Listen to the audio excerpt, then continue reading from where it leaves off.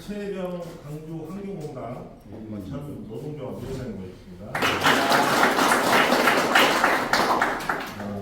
전 강주 지역버스 위원장 하시죠? 박태수 위원장님 모셨네요. 하이석 강주군의 노동조 위원장님 모셨습니다. 고맙습니다.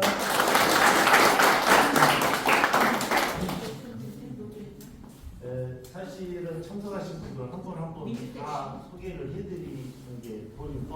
여기 민주택시가 빠졌어요. 이쪽으로 오세요. 그러겠죠. 안 보이네요. 우리 저 택시 민주택시. 민주택시 노조 현대 위원장 반갑습니다.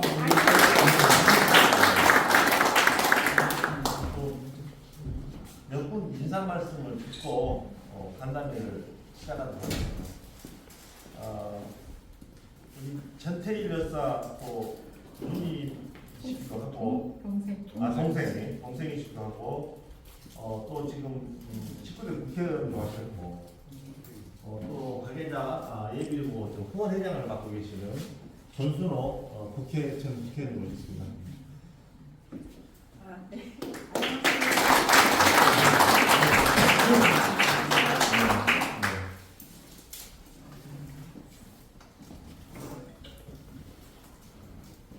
네, 반갑습니다. 전순옥입니다.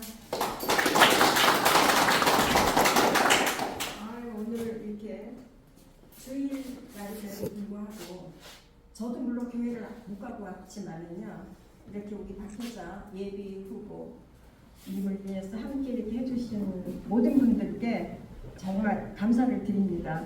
이런 자리가 쉽지 않을 텐데 또 이렇게 다 이렇게 주일날 나와 주신 거에 대해서 그거는 그만큼 우리 박혜자 예비 후보님이 꼭 이번에 좋은 성과를 가지기를 기대를 하는 마음으로 다 오셨죠? 네. 꼭 그렇게 될 거라고 생각을 합니다. 그리고 저도 서울에서 지금 이렇게 우리 정정희 의원님은 익산에서 같이 우리가 이렇게 지지를 하러 왔습니다. 그리고 우리는 또 나중에 전정희 의원님이 또 말씀을 하시겠지만은 사실 19대 때 같이 의정활동을 하면서 우리 박혜자 의원님이 얼마나 그 의원의 그 의정활동을 잘하고 있었는지를 정말 저희는 잘 알고 있습니다. 그리고 교육에 관해서는 그 당시에도 사실 박혜자 의원님만큼 전문가는 없었다고 생각을 합니다. 그리고 또 제가 이렇게 여기까지 오고 또 박혜자 의원님을 도우려고 하는 거는 우리나라에 정말 교육 문제가 좀 새로운 전환기를 가져와야 되지 않겠나, 저도 그런 생각을 하고 항상 그런 마음에 동의하기 때문에 그러한 그 전문성을 가지고 항상 연구해오고 또 그 분야에서만 일을 해오신 우리 박혜자 의원님이 이번에 좋은 성과를 꼭 얻어서 국회에 입성을 해서 우리 대한민국의 100년의 미래를 내다볼 수 있는 그런 교육 활동을 좀 할 수 있도록 했으면 좋겠다는 생각이 들고요. 그리고 박혜자 의원님은 또 뭐 교육에만 관심이 있다고도 생각을 할 수 있는데 사실 여러 가지로 이 사회 약자와 또 이 사회에 좀 약한 부분에 있어서도 상당히 관심이 많습니다. 그런 그 마음이 있었기 때문에 저하고 또 만났을 수도 있었습니다. 만약에 그런 약자에 대한 마음이나 그 전체와 함께 공유하거나 다른 사람들의 마음을 들어주고 이런 게 없었더라면은 저하고는 사실 만날 인연이 1도 없었습니다. 그렇지 않겠습니까? 네. 그렇죠. 여기 계시는 우리 모든 위원장님들이나 모든 분들이 생각할 때도 저는 정말 철저하게 노동자로서 그렇게 살아온 사람이었고 박혜자 의원님은 완전히 다른 세계에서 사는 사람이지만은 그런 그에 대해서 저하고 이렇게 지금까지 친구처럼 이렇게 서로 신뢰하면서 지내올 수 있었던 것도 사회의 그런 다양한 그 약자들의 이야기를 들어줄 수 있는 그런 그 분위기 때문에 우리가 이런 관계를 유지해 왔다라는 것을 말씀드릴 수가 있고요. 그런 면에서 저는 정말 박혜자 의원님 좋아하고 정말 우리는 함께 이렇게 지금까지 19대 국회 때 만나서 국회에서도 항상 4년 동안 그렇게 잘 지내왔고 그 이후로도 서로가 함께 관심을 가지고 지금까지 함께 해왔습니다. 그런 측면에서 저는 박혜자 의원님을 한편으로는 저보다 나이가 조금 어립니다. 그래서 언니 동생 하는데요. 그런 측면에서 정말 제가 굉장히 신뢰하고 또 존경하는 마음도 있고 그 존경하는 마음은 왜 하느냐. 그냥 뭐 알고 있기 때문에 존경 그런 게 아니고 정말 이 국회의원 그리고 우리가 국가의 어떤 공익을 위해서 내가 일을 하려고 할 때 그거는 본인이 의지도 강해야 됩니다. 그리고 의지만 또 강해서는 안 되겠죠. 그런 국가의 그런 그 공익을 위해서 국민을 위해서 일을 하려고 할 때는 또 능력도 있어야 됩니다. 그만큼. 그래서 그런 능력과 의지와 하려고 하는 그런 자신감 이런 것들이 없이는 사실 무조건 누구나 다 국회의원 하고 싶어 하고 그래요. 근데 저하고 같이 이렇게 생각을 해봐도 저하고는 조금 다른 면, 장점을 좀 많이 갖고 있다고 생각을 해서 제가 가지지 못한 장점 이런 것들을 생각하면서 박혜자 의원이 갖고 있는 그런 장점을 생각할 때 그래 박혜자 의원님 같은 분은 정말 이 우리나라의 공익을 위해서 국민을 위해서 또 지역을 위해서 봉사 근데 우리는 봉사만을 하기 위해서 하는 것은 아니라고 생각을 하지만은 그래도 봉사를 하면서 본인이 갖고 있는 이런 것들을 좀 이렇게 잘 아우를 수 있었으면 좋겠다는 생각을 하고요. 그런 측면에서 또 저와 함께 통했던 거는 이 노동 문제에 대해서 관심을 많이 가졌고 그런 문제에 대해서도 국회에 있을 때 항상 많이 듣고 같이 이야기하고 그리고 소상공인 문제 이런 문제들을 다양하게 해서 본인이 경험해 보지 않았던 거를 상당히 경험을 하려고 노력을 했고 또 그런 것들을 알기 위해서 많이 듣기도 하고 이런 측면이 있었기 때문에 저는 이런 분이 그렇게 하려고 하는 의욕과 또 이런 게 있을 때 좀 했으면 좋겠다라는 저의 희망을 담아서 지지를 하고 또 제가 힘이 닿는 데까지 힘은 없지만은 힘이 닿는 데까지 도우려고 생각을 하고 오늘 여기까지 왔습니다. 여러분들 많이 도와주시고요. 이번에 꼭 좋은 성과 낼 수 있도록 우리가 힘을 합쳐서 한다면 할 수 있지 않겠습니까? 네. 많이 도와주시기를 부탁드리겠습니다. 네. 감사합니다.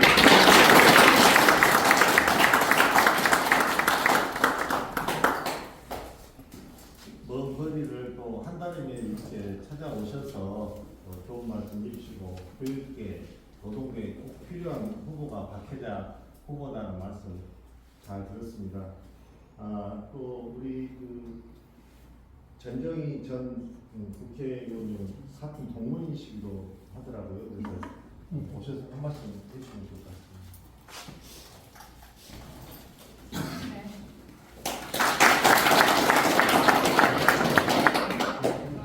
박혜자 제 대학 선배세요. 그래서 국회에 있을 때도 뭐 굉장히 남다르게 지냈었는데 정순옥 의원님하고 저하고는 그 4년 동안 산업통상자원위원회에 같이 있었고 박혜자 의원님은 과학기술교육위원회에 계셨는데 대개 이제 국회에서 의원들이 그 의정 활동이 굉장히 불성실하다 이런 비판을 국민들로부터 많이 받습니다. 그래서 정순옥 의원님이 저하고 같은 전시이기 때문에 상임위에서 나란히 그렇게 앉아서 늘 의정 활동을 했는데 우리가 한 가지 약속했던 건 남성 의원들이 어떻게 하든지 우리는 상임위에 10분 전에 꼭 들어가서 회의 준비를 하자 그렇게 약속을 하고 4년 동안 그것을 지켰습니다. 그래서 저희들이 이제 대단히 성실하게 의정 활동을 했다 그렇게 자평을 했는데 우리 박혜자 의원님도 저희하고 같이 그렇게 대단히 성실한 의원이었다. 그래서 저희 셋이 19대 때 굉장히 가깝게 지낼 수 있었지 않았나 그렇게 생각합니다. 제가 지금 그 19대 국회의장 활동을 돌이켜보면 그때 광주의 아시아 문화의 정당을 유치할 때 본회의장에서 우리 박혜자 의원님이 그것이 광주에 와야 된다고 하는 그 당위성을 피력한 적이 있었는데 정말로 열정적으로 광주에 대한 사랑을 듬뿍 담아서 많은 의원들을 설득했던 그래서 의원들이 정말로 그것이 광주에 가야 되겠구나. 그래서 결국에 이제 광주에 그 아시아 문화의 전당에 오게 된 것을 기억합니다. 그래서 우리가 어떤 하나의 그 일을 진행할 때 그것을 해야 되겠다는 열정과 그리고 그 열정을 통해서 다른 사람들을 설득시킬 수 있는 능력, 그것이 이제 의원으로서 굉장히 필요한 역량이라고 생각이 되는데 그런 역량을 우리 박혜자 의원님이 충분히 갖고 계신다. 그래서 앞으로도 여러분들이 광주의 대표 또 서구의 대표로 뽑아주셨을 때 능히 그런 일을 국회에 가서 더 열심히 하실 수 있을 분이다. 그렇게 생각합니다. 그리고 또 하나는 저하고 저는 이제 전북 익산에서 국회의원을 했고요. 박혜자 의원님은 광주에서 하셨기 때문에 그 당시에 호남에 딱 여성 의원이 2명이 있었습니다. 그런데 저희가 19대 의원을 마치고 20대 국회에는 둘이 다 들어가지를 못했어요. 그런데 우리가 술의 두 바퀴가 있어서 굴러갈 수 있는 것처럼 이 세상에는 남성과 여성이라고 하는 두 존재가 있기 때문에 이 세상이 균형을 맞춰서 굴러갈 수 있습니다. 그런데 지금 여러분들이 보시는 것처럼 광주의 여성 의원이 한 분 있죠. 또 이제 무소속으로 계시는데 여성의 목소리 그리고 여성의 눈으로 바라본 세상의 이야기를 국회에 가서 국민들을 대표해서 전달해 주는 것이 얼마나 중요한가 그런 생각을 저는 계속 살면서 해오고 있습니다. 그래서 우리 박혜자 의원님처럼 박혜자 예비 후보님처럼 정말로 학교에 있었고 또 행정에 있었고 그리고 또 국회에 가서 일했던 그런 대단히 다양한 경험을 가진 그런 여성을 찾기는 참 어렵습니다. 그래서 이런 인재를 우리가 광주에서 썩히고 있는 것은 너무 아까운 일이다. 그래서 이번에 정말 여러분들께서 혼신의 힘을 다해서 우리 박혜자 의원님을 다시 한번 국회로 보내주시면 여러분들의 기대에 어긋나지 않게 정말 열심히 이 서구를 위해서 일해주실 겁니다.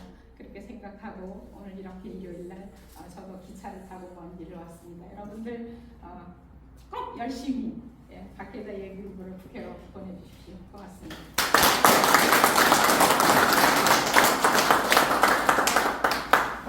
네, 변정희 전 국회의원님 좋은 말씀 너무 감사합니다. 19대 국회의원 시절에 박혜자 국회의원께서 정말 강주로 큰 일을 하셨죠. 문화의 전당 이런 국가 예산으로 이렇게 만들어낸 일은 누구나 할 수 있는 일은 아니었다고 생각합니다. 그 300여 분의 국회의원들을 한 분 한 분 설득해 가면서 큰 일을 만들어낸 분이거든요. 그런 경험이라고 하는 것은 참 아무나 할 수 있는 것은 아닙니다. 그래서 이런 광주의 큰 자산인 박혜자 전 국회의원을 다시 국회로 보내서 우리 광주의 중요한 현안 문제를 하나 해결해 주면 좋겠다는 그런 말씀을 받아드리고요. 우리 노동계를 대신해서 한 말씀 부탁이 돼 준비가 됐다고 그러시는데 그래도 우리 광주시민장이나 노동조 협의회 상임의장이시니까 그리고 혼자 오셔서 한 말씀 해주시면 자리가 지나면 이리 오셔요. 여기서 한 말씀 합니까? 자리가 일찍 오셨어. 잘생겼다. 잘생겼다.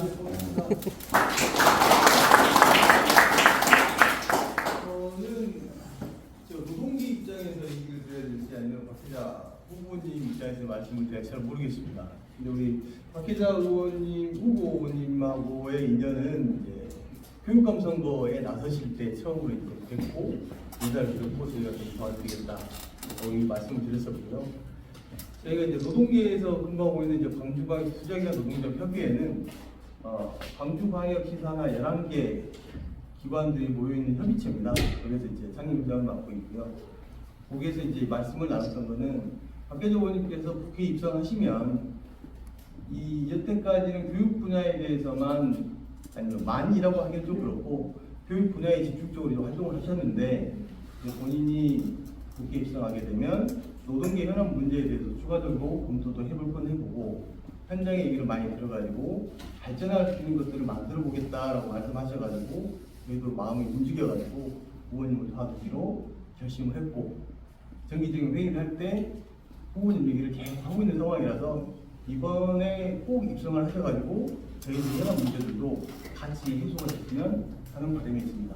감사합니다.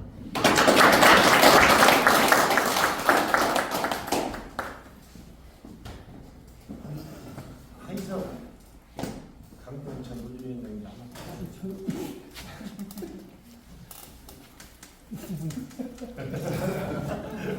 반갑습니다. 하이성입니다. 의원님께서는 이제 박혜자원 후보, AB 후보님을 전 최고위원이라고 부르는데 그 이유는 이제 사실 지난 21대 총선 우리 호남 지역을 보면은 뼈찔한 의원님들이 중심이 없었어요. 그래가지고 대선 때 흔들렸죠. 지방선거 때 흔들렸죠. 그래서 우리 지역에서는 정말 중심 있는 정말 그 중량감 있는 후보가 반드시 당선돼서 우리 지역의 광주의 자존심을 회복하고 광주 정치를 부활해야겠다 이런 신념을 가지고 우리 후보님을 돕고 있습니다. 그 후보는 사실 그냥 된 게 아니에요. 과거의 스펙을 보면은 우리 박혜자 후보님께서 걸어오신 길을 보면은 우리가 알 수가 있습니다. 조금만 넓히면은 지금 가장 중요한 2주를 남겨놓고 있습니다. 일주일이 더 중요하고요. 이 기간 동안에 사실은 우리는 많은 일을 해야 하는데 실질적으로 제가 볼 때는 우리 광주 8개 선거구를 놓고 보면은 가장 서구갑이 치열할 것 같고 또 서구갑이 중심이 될 것 같습니다. 그 중심에 우리 박혜자 예비 후보님이 있다는 것에 대해서 정말 자랑스럽게 생각하고요. 여기에 계신 분들이 지금부터 더 열심히 하시고 또 저도 열심히 하겠습니다. 우리 후보님이 반드시 당선되셔서 우리 지역에서 뿐만 아니라 국가에 대해서 교육뿐만 아니라 노동계 모든 분야에 정말 좋은 일을 할 수 있도록 힘차게 저는 응원하고 지지하고 밀 겁니다. 우리 박혜자 후보님 한번 화이팅 한번 하십시다. 박혜자 한번 화이팅 한번 해주세요. 오른손을 불뚝 들고 박혜자! 화이팅! 박혜자! 화이팅! 박혜자! 화이팅! 감사합니다.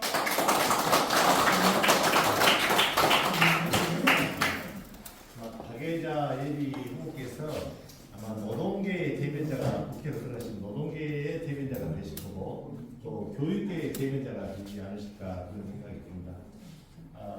내일이 우수하겠잖아요. 지금 좋은 봄의 기운들이 이 사무실에 밀려오고 있는 것 같습니다. 특히나 우리 하이석 위원장님께서 화이팅까지 외치니까 좋은 기운이 많이 지금 올려오고 있습니다. 또 추가로 다른 분들 오시면 또 인사 말씀을 듣도록 하고요.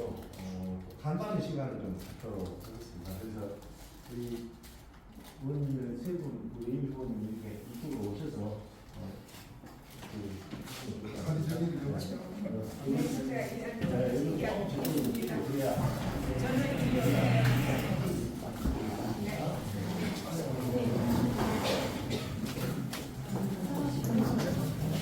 뒤로 돌아요.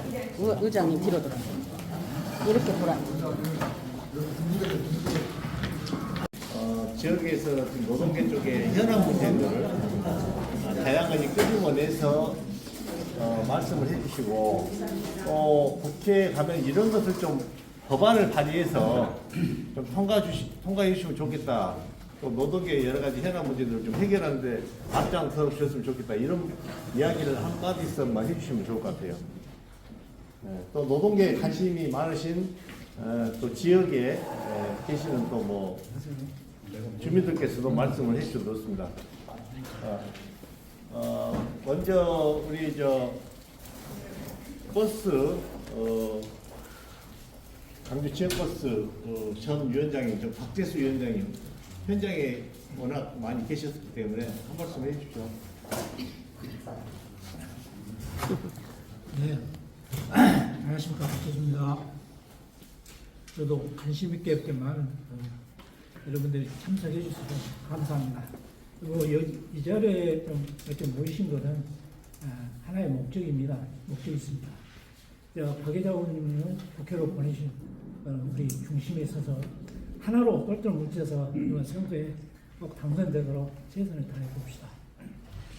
저는 현장을 떠난 지가 좀 오래되다 보니까 현장 분위기를 좀 모르고 있습니다. 이 때문에 박혜자 의원님께서 아까 우리 노동계를 대표해서 좀 국회에 가신다고 하면 잘 해보시겠다 했으니까요.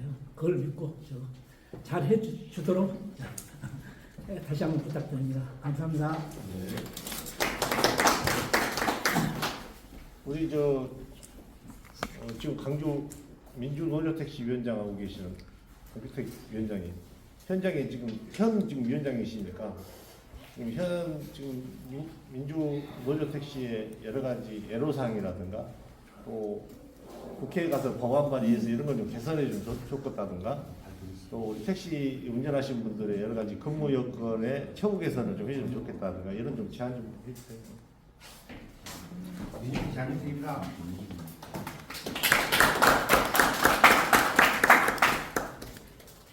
앞에는 버스도 어려웠고 택시도 어려웠어요. 근데 이제 택시는 이제 중공지로 들어가서 조금 그래도 질이 좀 나아졌는데 택시 기사들 엄청나게 어려운 점이 많거든요. 그래서 지금 자료를 준비하고 있는 게 그들한테 질의 답변을 줄 거예요. 우리가 이제 택시에 관한 현안 자체를 그래서 지금 연맹 차원에서 지금 준비를 하고 있고 각 지역마다 다루는 그런 현실 때문에 지역에 맞게끔 아마 요구 사항을 전달을 할 거예요. 그래서 이제 그런 부분에 대해서 참고를 많이 하셔가지고 국회 입성하시면 택시 열악한 택시 운전자들 또 그만큼 지금 올 8월부터 광역시가 전부 다 완전 월급제가 시행이 돼야 됩니다. 법으로 정해져 있는데 지금 광주시 같은 경우는 거기에 대한 뭐 사전 조사라든가 관리 감독이라든가 이런 부분이 전혀 지금 이행이 안 돼 있는 그런 부분이에요. 그래서 그런 부분까지 해가지고 전체적인 현안을 각 국회의원 후보님들한테 간담회 형식으로 해서 한번 마련을 해가지고 정확한 패턴을 가지고 전달할 수 있게끔 그러고 처리하랍니다. 고맙습니다.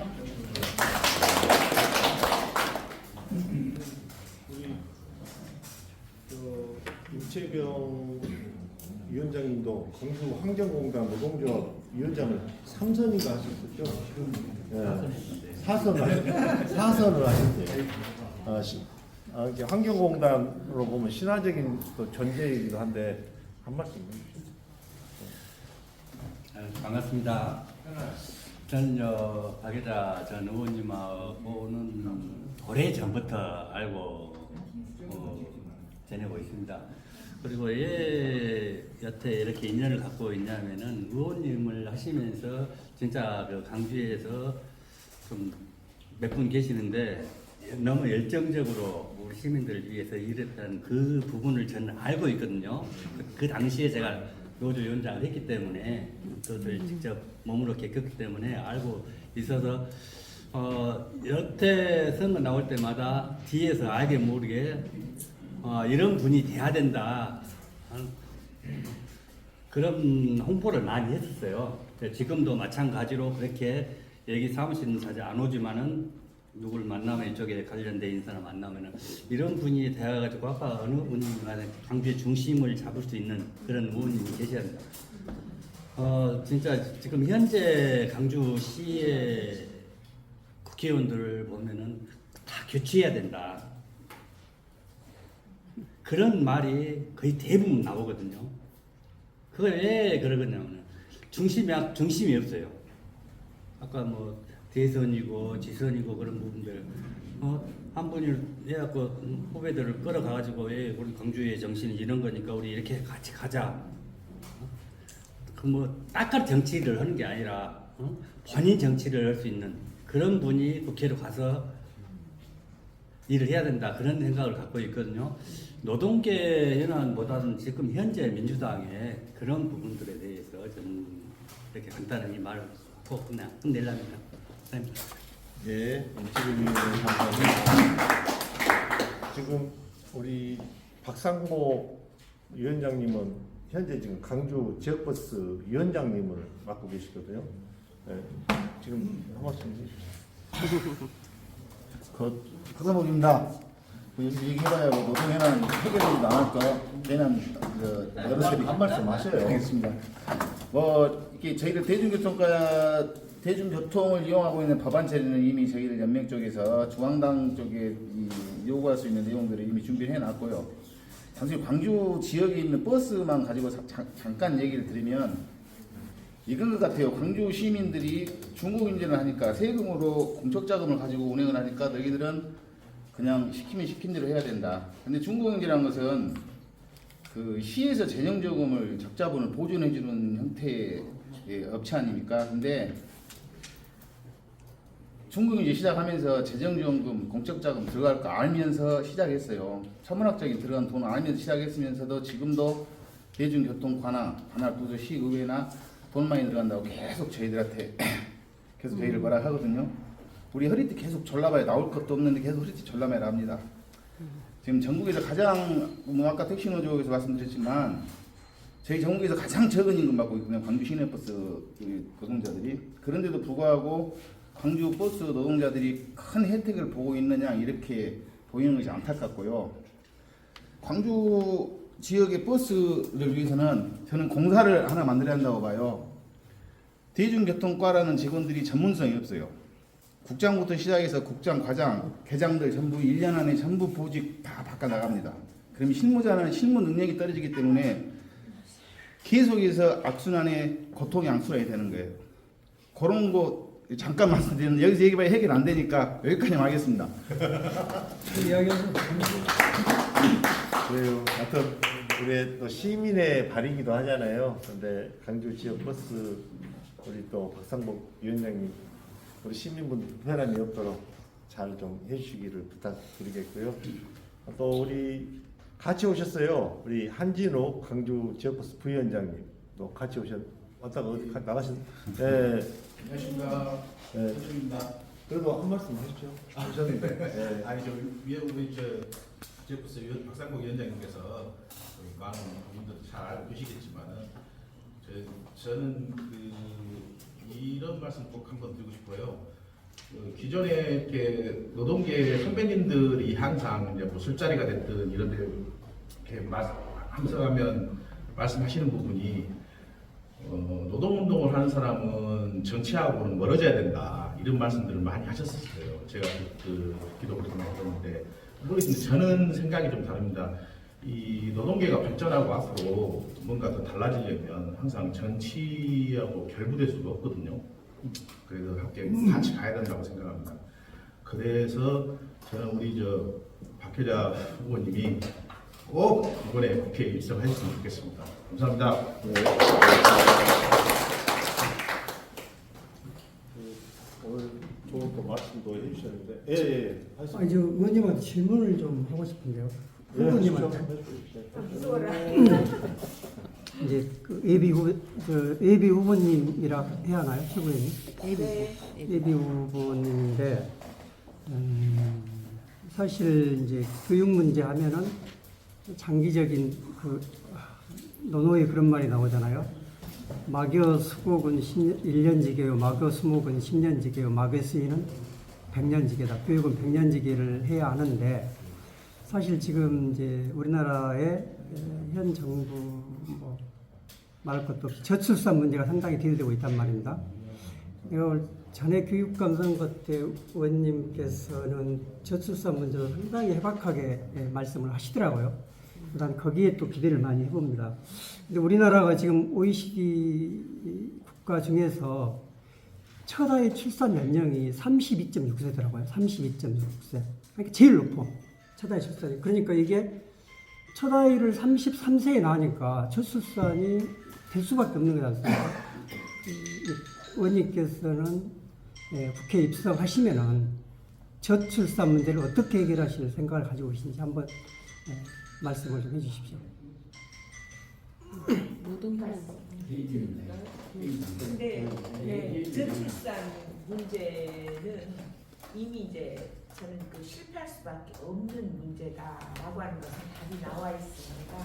특히 이제 4차 산업 시대라고 하는 것은 AI나 이제 로봇과 우리가 병행하면서 살아야 된다라고 하는 것이 제 4차 산업 시대이고 또 그 앞에서 저희가 인구 문제로 대한민국이 제일 먼저 그 소멸의 위기에 직면해 있다라고 봅니다. 그러나 이 인구를 저출산 문제를 극복하기 위해서 우리가 보조금이나 이제 여러 가지 정책에 매달려 보지만 그것이 가져올 수 있는 효과는 극히 그 미미하다라고 하는 것은 이제 인정하지 않을 수가 없다라고 보고요.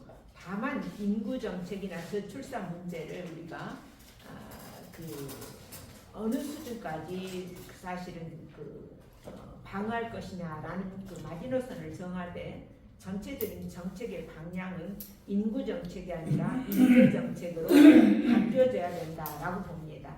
그래서 제가 교육 문제에 착각을 하는 것이기도 한데요. 결국은 한 아이가 우리의 과거의 5명 몫을 해내야 되는 이제 시대로 그 전환이 되고 있기 때문에 한 아이도 포기하지 않고 인재를 키울 수 있는 정책 방향이 대단히 중요하다. 그래서 인구를 늘리는 정책 이외에 우리가 가져야 되는 것은 인재 육성책을 같이 끌고 가면서 가야 되고 또 교육 문제가 사실은 저출산을 가로막는 가장 큰 저는 비용 문제 때문에도 되고 있다라고 봅니다. 그래서 사실은 많은 분들이 아이를 못 낳는 이유로 들고 있는 것이 대학까지 교육비 그걸 어떻게 감당하느냐라고 하는 것이죠. 그래서 사실은 과거부터 저희가 했던 것 중에 하나는 문재인 정부 때 했던 것은 대학에 이제 장학금을 주는 것을 했지만 반값 등록금 뭐 이렇게 이제 소위 불렸지만 그 수준에서 해결될 수 있는 문제가 아니라고 하는 것도 우리가 지금은 이제 다 알고 있습니다. 그래서 사실은 이 대학은 이제 보편교육가 돼서 무상교육으로 가야 되고 그래서 유럽의 많은 국가들이 왜 무상으로 가고 있는가라는 것을 봐야 되는 지점이고 또 이제 최근에 출생 기본소득이라는 말을 지난 이제 신년 인사 때 이재명 대표가 한 바가 있습니다. 그게 뭐냐면 출생하면서부터 이 아이에게 기본소득을 인정해야 된다. 아이가 태어났으면 그 시점부터 앞으로 살아가는 관점에서의 인권 차원에서도 기본소득이 보장되어야 된다라고 하는 이제 그런 측면의 변화의 조짐이 우리 사이에 있습니다. 그래서 아마도 세계에서 대한민국이 제일 먼저 4차 산업시대에 어떻게 인구가 적응할 것이냐 적용을 하는 그걸 제일 먼저 대한민국이 겪게 돼 있고 대한민국 이 문제를 어떻게 풀어내느냐가 사실은 세계의 관심사, 세계 방향 인구 정책이 어떻게 갈 것이냐를 보여주는 시발점이 되리라고 봅니다. 그래서 그런 문제는 앞으로 교육의 더 중요성, 인재의 중요성 이런 쪽으로 같이 가져야 된다라는 말씀으로 대신하겠습니다. 예, 한희석 위원장님 좀 질문에 답이 됐습니까? 예. 제가 모르는 부분을 좀 한 것 같고 네. 교육 정책 자체가 인재 정책이라는 말이 좀 호감이 가고 현실적인 것 같습니다. 네. 우리 박재영 강정환시 추장이나 노동조 상임부장님 한 말씀. 전태일 열사 좀 물어보세요. 아니 열사님은 제가 물어보기는 조금. 여기는 박사 논문이 뭐였냐면 우에나르머 시인이었죠. 우에나르머 시인. 그들은 기계가 아니다라는 박사리 논문이 최우수 논문상을 월익대학에서 받은 바가 있습니다. 그래서 그때 70년대 우리나라 노동 상황의 현장을 그대로 그 논문에서 보고 지적하고 있다라는 말씀. 근데 그거 조금 말씀을 이어서 하자면은 우리가 현상을 분석하는 것도 중요하지만은 현상만 분석을 노동 환경을 분석만 한다고 해서 대안이 없으면 안 되지 않습니까? 근데 그 현상 속에서 우리나라가 경제 성장을 가장 단기간 내에 경제 성장을 이루어낸 국가로서는 세계에서 그래도 드문 나라 중에 하나거든요. 그러한 단기간 내에 단축 경제 성장을 이루어낸 가장 주요 원인이 무엇이었나를 저는 분석을 한 겁니다.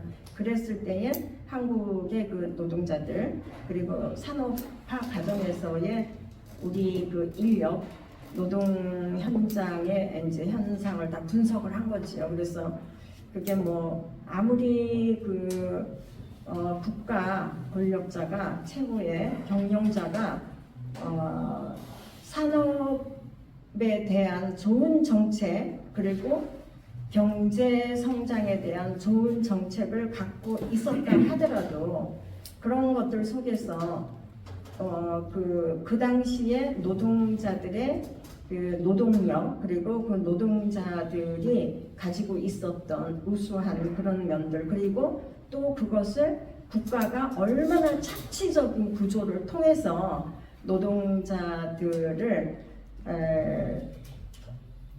그 산업화 과정에서 활용해 왔는지 이런 것들을 저는 분석을 좀 했는데요.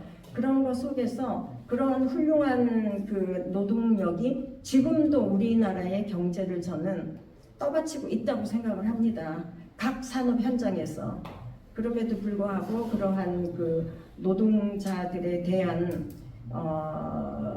헌신과 또 능력 이러한 그리고 기술력 이런 것들이 아직까지 세계적으로는 인정받지만 국가적으로 국내외적으로는 인정을 못 받고 더더군다나 지금 현재 윤석열 정부에서는 무시를 당하고 노동자들은 하나의 그 적처럼 대하고 있는 이런 측면이 굉장히 안타까워서 저는 제가 그 분석하고 썼던 논문들을 요즘에 다시 또 재소환을 해야 되지 않나 그런 생각을 하고 있습니다.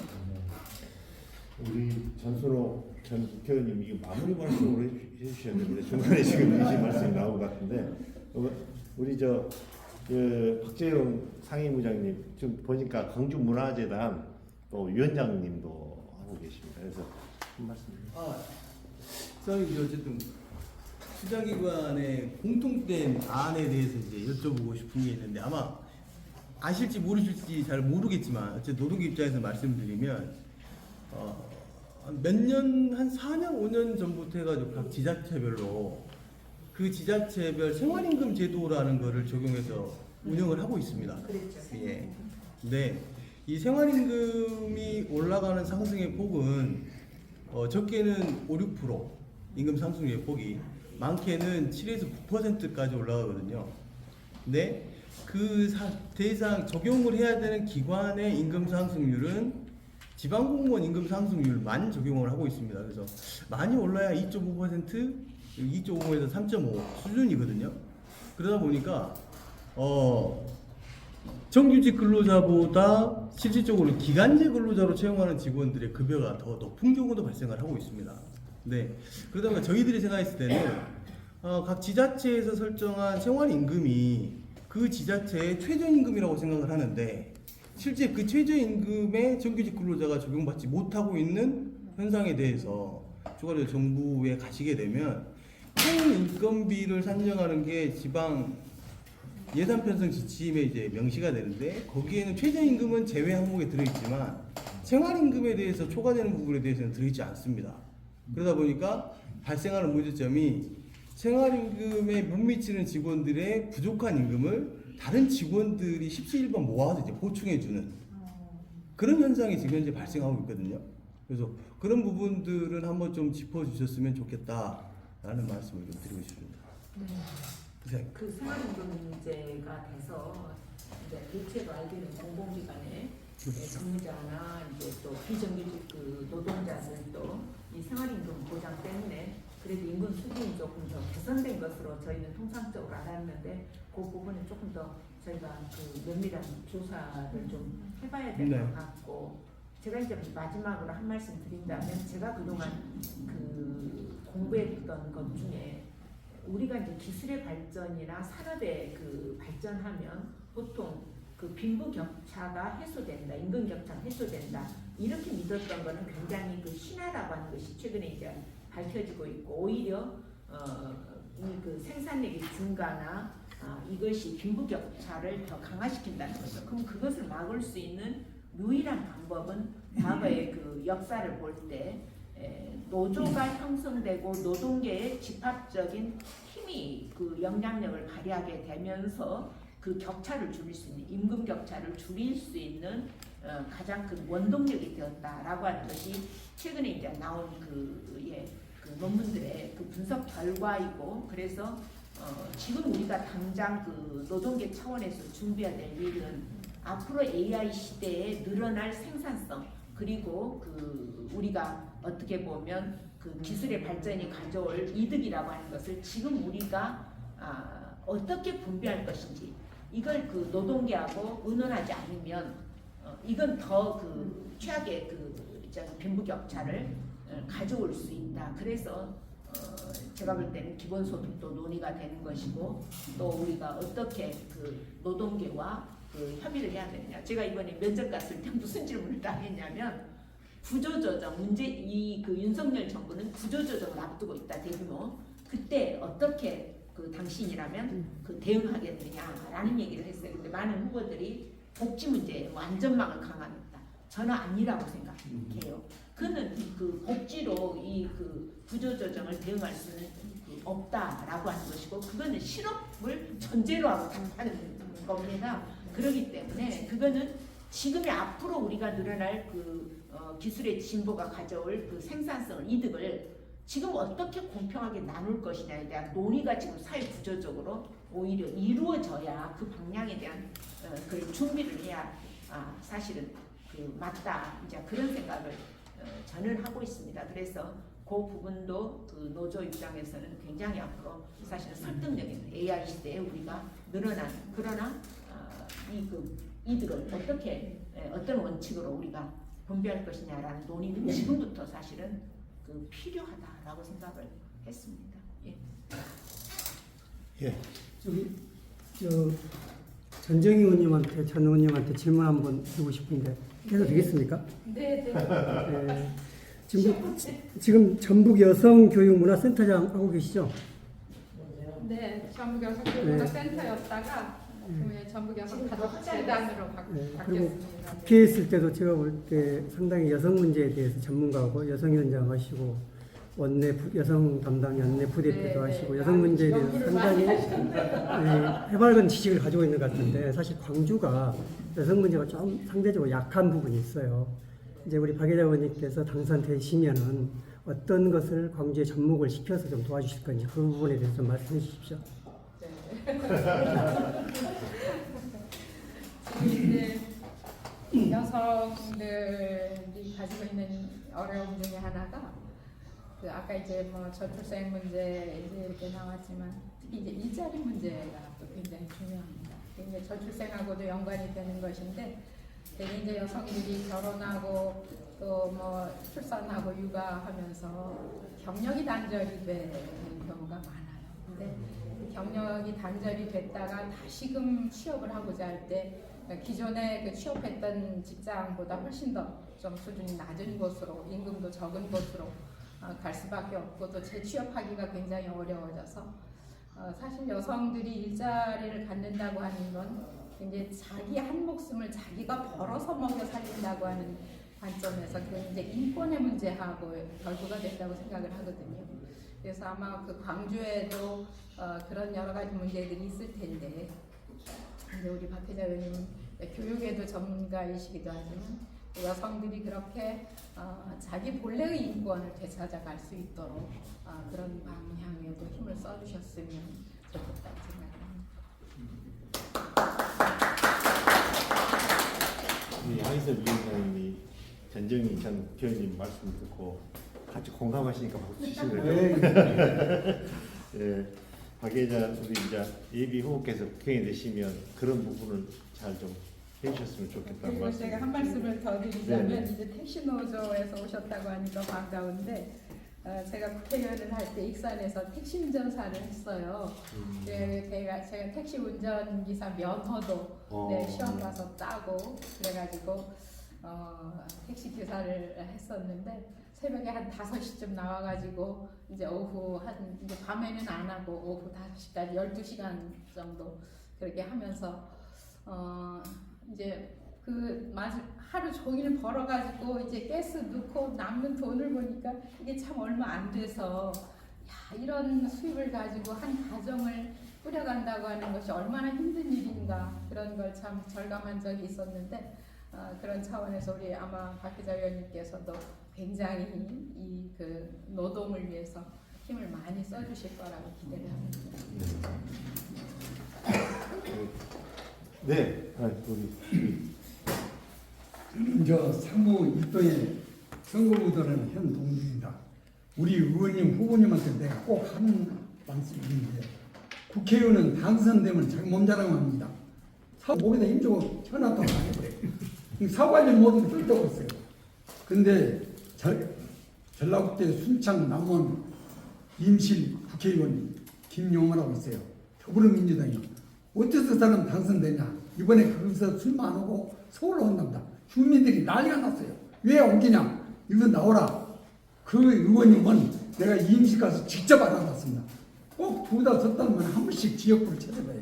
주민 대표를 만나요. 애로사항이 뭐냐? 그때 그냥 꼭 지역구 활동을 잘해요. 김영호 의원님이. 그러니까 주민들이 난리가 났어. 우리 또 그 현재 민주당 대표님이 성남시일 때 그때도 그분도 그렇게 돌아다니고 지역으로. 근데 지역 주민들이 또 시장 또 나오라 해갖고 그 두 번이가 당선 안 됐죠. 근데 국회의원이 그렇게 해야 안 돼. 우리 지금 현재 선거가 모 국회의원은 작년 3월달 동양보고를 했어요. 와서 내가 뭐 저 예산을 얼마 따고 있다 몸자랑만 해요. 이 주민들이 콧방귀를 뒤에서. 그래서 내가 일어나서 얘기했습니다. 지금 국회의원이 일을 무엇을 했냐고 상무 일동을 위해서 뭔 활동을 했냐 해놓고 얘기했어요. 당신 몸자랑만 했냐. 예산 따갖고 뭘 비행장 무시고 죽은 누가 주민이 알아요. 그렇게 활동해서는 안 된다.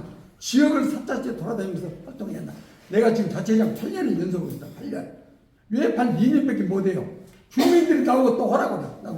내가 1억 6천을 뜯어왔습니다. 시장한테, 강문태 시장한테, 구청장한테, 시 구의원에 1억 6천 뜯어갖고 아파트 돈은 포장가 있습니다. 싹 포장 다 오고 놀이터도 공짜로 다 오고 공사를 싹 해서 주민들이 꽉짝 놀래요. 나 아니면 안 된다고 다 난리요. 솔직히 말이에요. 내가 잘나는 사람도 아니야. 잘나는 사람. 그런 활동을 해야 합니다. 국회의원. 당선만 되면 언제 받냐고 그래요. 지역구를 단속을 잘해야 해요. 못 오면 지역 대표로 다 만나서 사람 일이 참 무섭습니다. 막 퍼져버려 사정없이. 야 박예재 의원 진짜 활동력이 좋더라. 한마디가 하면 또 우리 그냥 막 퍼져요. 그런 활동을 못 오고는 당선되면 언제 받냐고. 우리 모 의원은 2년째 4년째 하면 오늘 어지까지 노인당 문 잠가버렸어요. 노인당 문 잠가버렸어요. 내가 문 잠가버렸어요. 와서는 여자 한 번만 지키겠거든. 얼굴 보고 명함을 이렇게 쭉 가버렸어요. 그렇게 되어버렸어요. 그런 활동이 왜 있답니까? 자기 몸자랑만요. 예산만 해도. 지역을 돌아다니 김영호 같이 지역을. 그걸 내가 한 가지 부탁하고 그래서 내가 전남 김연욱 지사가 내 제자입니다. 내가 직접 미국에서 가겠습니다. 전남을 내가 몇 번씩 놀러 가요. 내가 영국이한테 꼭 얘기해. 자네는 꼭 우리 완도 진도만 있지 말고 여수도 가고 목포도 가고 어디도 가고 좀 그리 지역단 좀 잡아서 예 승인한 수집에 제가 꼭 그렇게 하고 있어요. 17개 단체장이 1위지 않습니까? 네. 영명에 1위요. 지금 활동이 꼭 내 시킨 대로 하고 있어요. 또 전화도 하고 가끔 하고 있어요. 지금 그런 지역 활동을 해야 합니다. 그 다음 두 번째는 노인회장이 있습니다. 나 노인회장 4년을 해왔습니다. 노인회장 일 많이 합니다. 살짝 음적으로 안 해요. 차체장은 더 많이 했대요. 노인회장 수당 일전 한 번도 없어요. 차체장은 40만 원, 50만 원인데 10만 원 택시비로도 자기 돈 많이 들었어요. 내가 노인회장 수당을 그 예산도 필요 없어요. 발의를 해가 법령만 고치면 됩니다. 법령만. 왜냐하면 자체장식으로 자체장은 40만 원, 노인회장 10만 원 이렇게 법령만 붙이면 돼요. 그렇지. 아파트 해결해요. 보면 국가 지원은 필요가 없어요. 그다음에 아파트 안 하면 주민에서 그렇게 10만 원 떼다 주면 교통비 10만 원 귀할 겁니까 노인회장? 일절 없어요. 이구동성으로 다 싸고 소문이 나요. 노인회장 귀한다. 내가 몇 번 얘기를 했어요. 뭐 국회의원한테. 그걸 발의를 해갖고 법령을 고치면 나가면 전국적인 의회라고 소문날 겁니다. 네, 알겠습니다.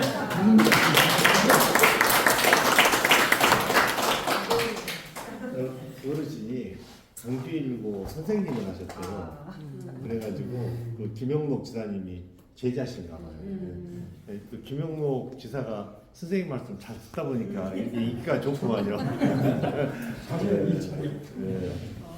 하여튼 지금 우리 노조 위원장님들이 질의를 하셨거든요. 의견, 그 답변을 듣고 마무리하는 시간 갖도록 하겠습니다. 우선 먼저 전정희 의원님. 글쎄 뭐 답변할 게 없는 것 같아요. 아, 네. 예, 잘하라는 말씀이십니다. 그럼 네, 저요? 변수로 전 국회의원. 네.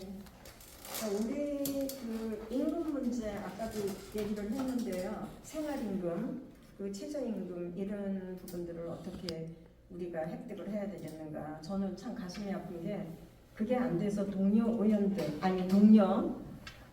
들의 그 십시일반해서 그거를 메꾸고 있다.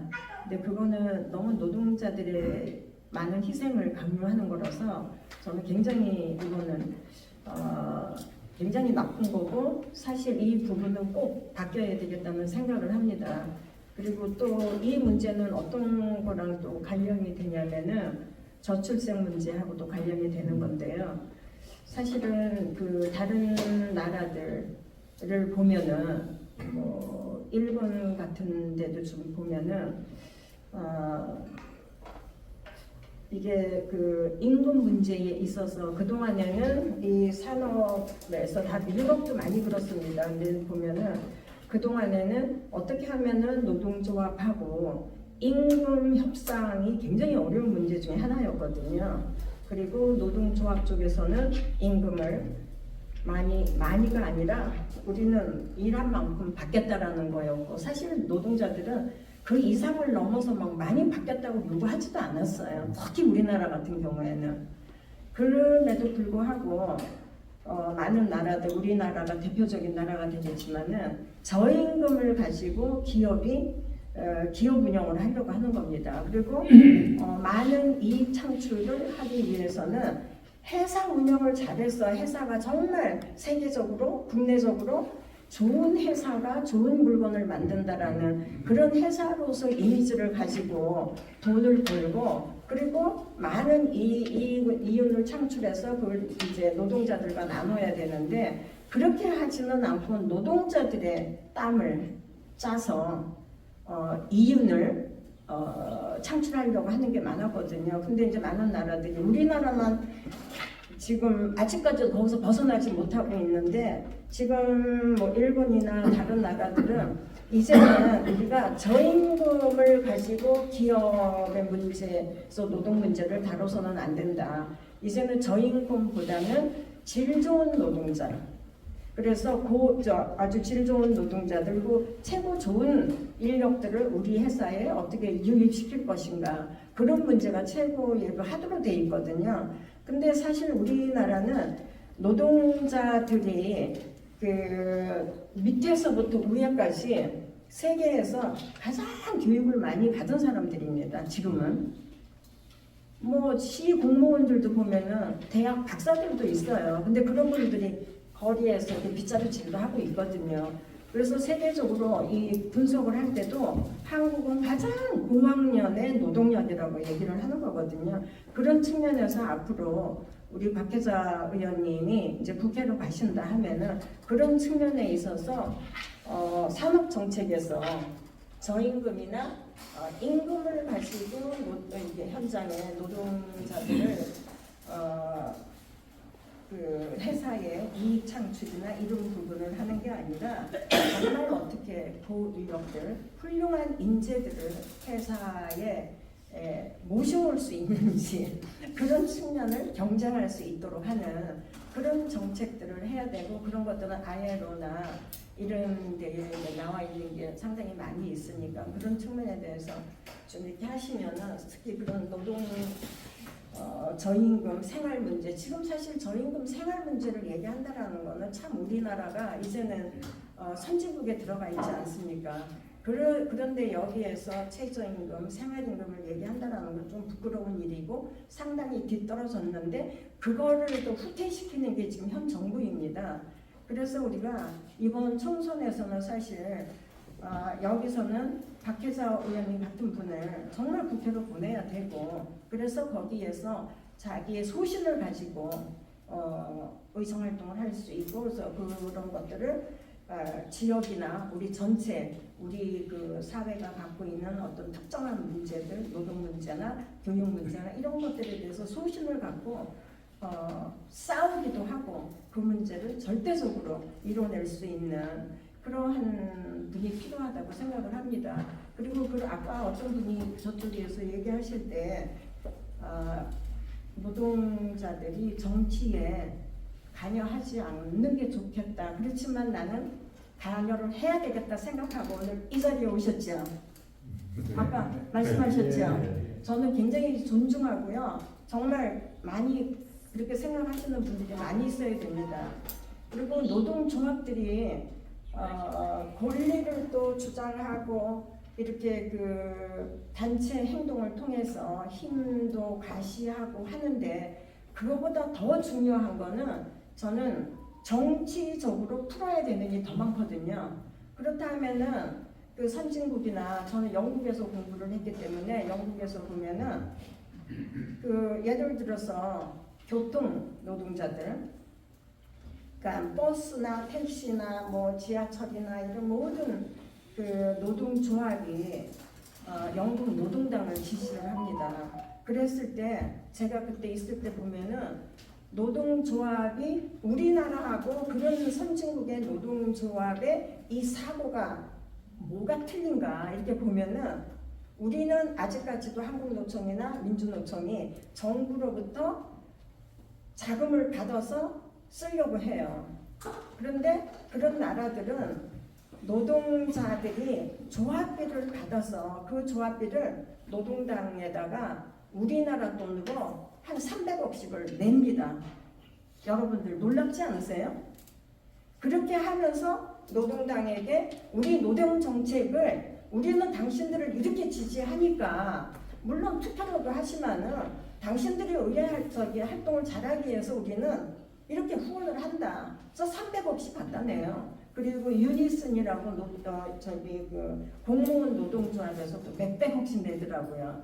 그래서 그런 것들은 그렇기 때문에 국회의원들이 그 노동당 국회의원들은 노동 정책을 할 수밖에 없어요. 그래서 이 정치라는 거는 우리가 정치를 통해서 우리의 삶을 바꾸고자 하는 건데 그러한 두 가지 면들을 우리가 잘 생각하면서 해야 되고 그래서 정치인들을 지역에서 정치인들을 뽑아서 국회로 보내면 한 정치인이라도 정말 잘할 수 있도록 최선을 다해서 뒷받침을 해야 된다고 생각하고 그래서 그 정치인은 나를 지지하는 사람들을 대신해서 국회에 가서 그 사람들을 대변할 수밖에 없어요. 이게 또 정치고 정책을 만들어내는 거고 그런 측면에서 저는 서울에서도 민주노총이나 한국노총 이런 얘기 많이 하고요. 그리고 또 우리 정치인들은 또 그런 측면에서 또 그렇게 많이 노동조합에서 적극적으로 후원하고 지지할 수 있는 그렇게 신뢰받을 수 있는 정치인으로 또 서야 되고 그런 측면에서 모두가 다 함께 노력을 해야 되는 거라고 생각을 합니다. 그래서 우리 박혜자 의원님께서도 노동 문제에 정말 관심을 많이 가지기 때문에 그러한 일을 해낼 수 있는 국회의원이 될 수 있을 거라고 믿어 의심하지 않습니다.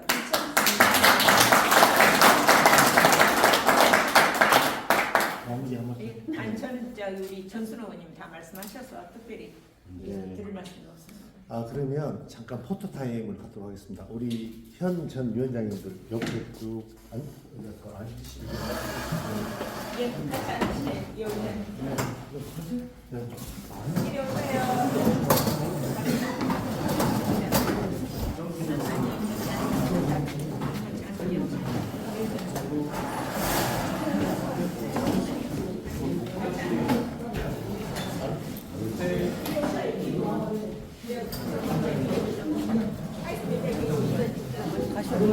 아니 여기 앉아야 되니까 여기 앞에 사진 내가 찍을게 여기서. 사진만 보내는데요? 사진 보냈는데 이것도 안 보내놨어. 다 가지고 있겠는데?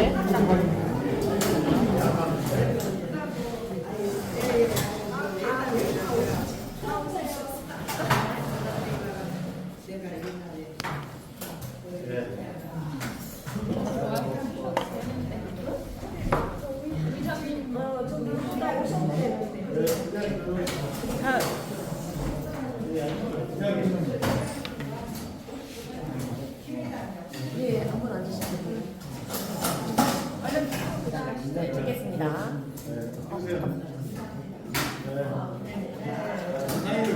하나.